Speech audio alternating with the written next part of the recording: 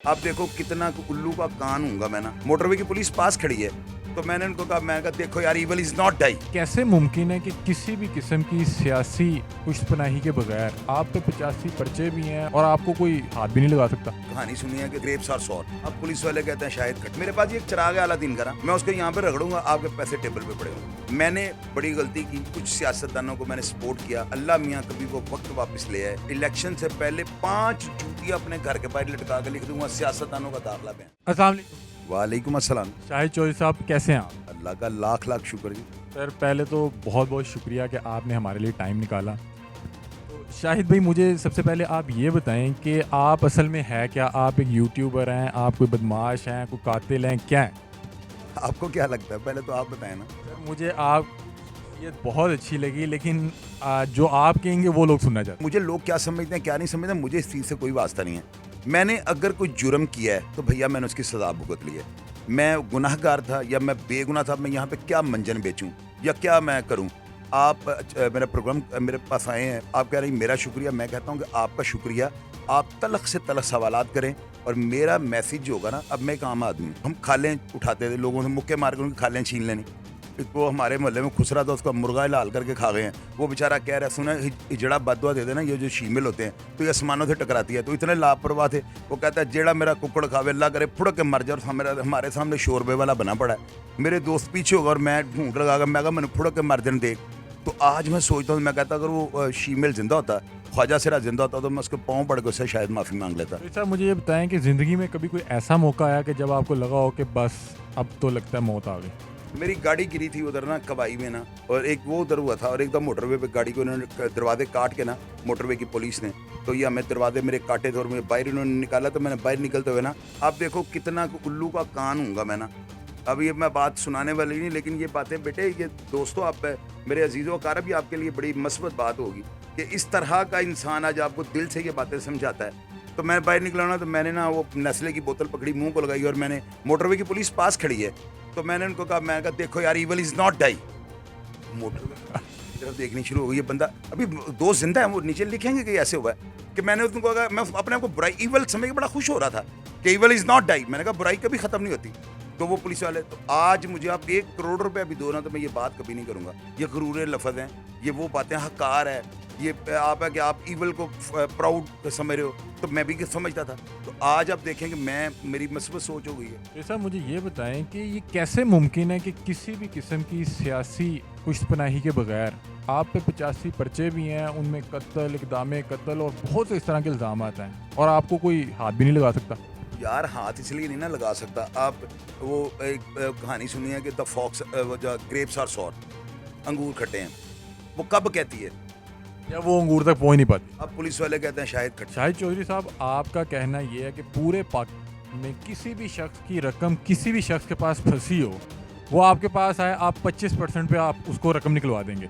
अभी मैं 27% करने लगा हूँ, महंगाई हो गई है, 2% बढ़ाने लगा हूँ। नहीं, जेन्युइन बात है। वो 25 ना कहते, लोग पक्के हो जाते हैं। 27%, अभी मैं 2% और बढ़ाया है कि यार महंगाई भी बढ़ी है और लोगों के साथ भी इतने 5% नहीं किया, आराम से 2% किया है। इसको मैं 40-45% तक अपने बिजनेस में लेके जाऊँगा। सर, ये जो 27% आप चार्ज करते हैं, अगर आपके पास कोई केस इस तरह से आ जाए कि कोई MNA या MPA के अगेंस्ट आपके पास दरख्वास्त ले आए कि MNA फलां MNA किसी वजीर ने उसकी जायदाद पे कब्जा किया हुआ है या कोई पैसों का मामला है, तो तब भी आप काम करेंगे?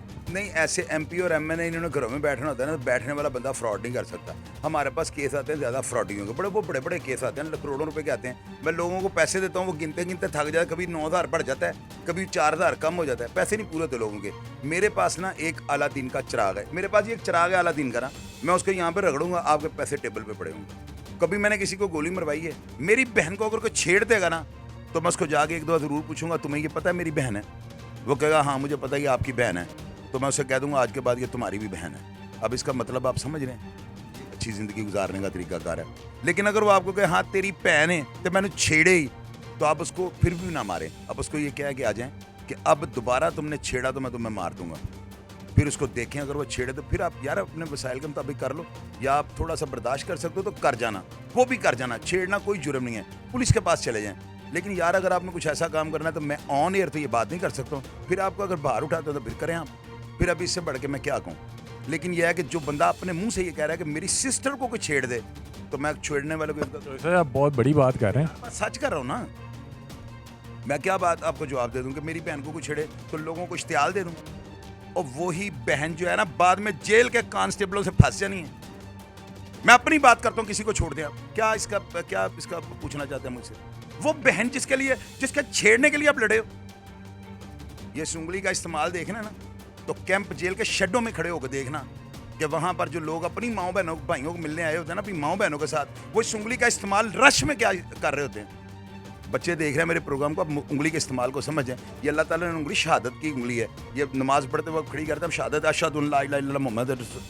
तो इस उंगली का इस्तेमाल लोग ये नहीं कर रहे कि मुलाकात के शेड में रश में देखें जहाँ पे माएँ बहनें, वही बहन जिसके छेड़ने से मैं अंदर गया हूँ, तो छोड़ दें। मेरे पास बड़ा लोगों का ये है, मैंने बड़ी गलती की, मैंने कुछ सियासतदानों को मैंने सपोर्ट किया, और मेरा अल्लाह मियाँ कभी वो वक्त वापस ले आए तो मैं इलेक्शन से पहले 5 जूतियाँ अपने घर के बाहर लटका के लिख दूंगा, सियासतदानों का दाखला बैन। अगर मैं कभी ज़िंदगी के अंदर सियासत के लिए और अपने भाई के किसी वोट के लिए या सियासत की टिकट हासिल करने के लिए हूँ, तो मुझे उस दिन इतने कुछ जूते मारे ना आवाम कि मेरी शक्ल बिगाड़ दे जूते मार मार के। सियासतदान जो है ना, इनको कहा जाता है डिप्लोमेटिक, इनका जो पासपोर्ट है वो डिप्लोमेटिक है। डिप्लोमेट का मतलब क्या होता है? दोगला। तो फिर आपने जवाब दे दिया, तो अब मैं क्या कहूँ? दोगला बंदा उसके साथ चलना चाहिए। सियासतदान जो है डिप्लोमेटिक हैं, और डिप्लोमेटिक जो आपने कहा है मैं नहीं ये कहूँगा, क्योंकि मैं मेरे दोस्त भी हैं। हाँ, अब आप मुझे कहें किरदारों की बात, इमरान खान मेरी जान है, इमरान खान वाहद सही बंदा है। शाह महमूद कुरैशी हैं, बहुत नाइस, मैं नहीं मिला हूँ उनको, अच्छे आदमी हैं। मियाँ Aslam Iqbal dead honest politician है। आप मुझे इस तरह बता दें कि ऐसे 10 लोगों का जिनका तूती बोलता था और उनकी वहशत जो है पूरे पाकिस्तान में फैली हुई थी। लाहौर की सबसे बड़ी दुश्मनी जो थी वो शेख रोहिल असगर और माजा सिख वगैरह की थी। दूसरी लाहौर की सबसे बड़ी जो दुश्मनी थी वो आरफ हवेलियाँ वाला और इस्ता नंबरदार की थी। तीसरी लाहौर की सबसे बड़ी दुश्मनी जो थी गोगी भट्ट साहब और टीपू ट्रकों वालों की थी। चौथी लाहौर की सबसे बड़ी जो दुश्मनी थी वो मेरी और मुन्ने कुरैशी की थी। पांचवी इसके बाद लाहौर की सबसे बड़ी जो दुश्मनी थी वो अलाउद्दीन, बल्कि अलाउद्दीन और अकबर जट की दुश्मनी मेरा ख्याल है कि वो सबसे पहले नंबर पे आनी चाहिए। अभी देखो ना, अब सवाल कर रहे हो तो मैं कैलकुलेटर नहीं रखा हुआ, अब मुझे आराम से सवाल करें, मैं तो अभी टाइम आपके पास भी कम है। तो ये बड़ी दुश्मनी थी लावे की और अकबर जट की, माजा सिख और रोहिल असगर की, ये दुश्मनियाँ बहुत बड़ी। इनमें इतने अफराद मरे हुए ना, और पता क्या होता है, एक दुश्मनी बहुत जो है ना बेगुनाह लोगों को मरवा देती है। लोग हम लोगों के डेरों पे आते हैं, तो हमें डर होता है कि मुखालिफ अटैक ना कर दे, बंदे रखना हमारी मजबूरी हो जाती है। इसीलिए मैं लोगों को कहता हूँ ये दुकानें बंद कर दें।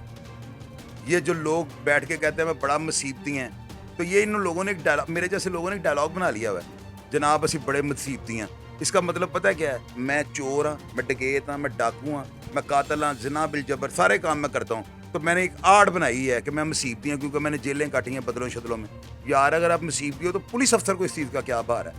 आप अपने किरदार की बात करें कि आप आवाम को अच्छा कुछ डिलीवर कर रहे हैं या आवाम के लिए वबाले जान बने हुए नक्शे अमन कर रहे हैं, या आप अमन का निशान है। जी तो नाज़रीन, ये थे शाहिद चौधरी साहब जिन्होंने बहुत से राजों से पर्दा उठाया। अगर आपको वीडियो पसंद आई हो तो हमें कमेंट सेक्शन में बताना मत भूलिएगा। इसी के साथ अपने मेज़बान अली हमजा को दीजिए इजाज़त। अल्लाह हाफ़िज़।